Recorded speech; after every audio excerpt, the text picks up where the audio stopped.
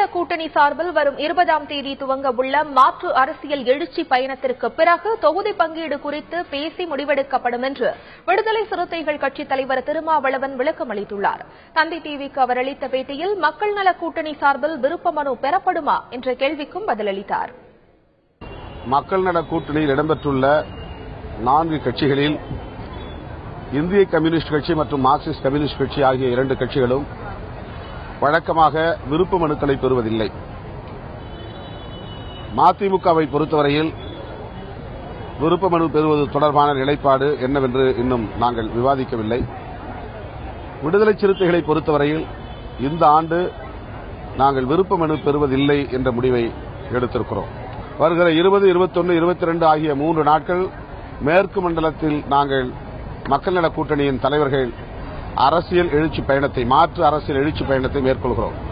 இந்த மாற்று அரசியல் எழுச்சி பயணத்தை நிறைவு செய்த பிறகு மக்கள் நல கூட்டணி இடம்பெறும் கட்சிகளுக்கு இடையில் தொகுதி பங்கீடு தொடர்பான விவாதத்தை நாங்கள் தொடங்குவோம், பேச்சுவார்த்தையை தொடங்குவோம்.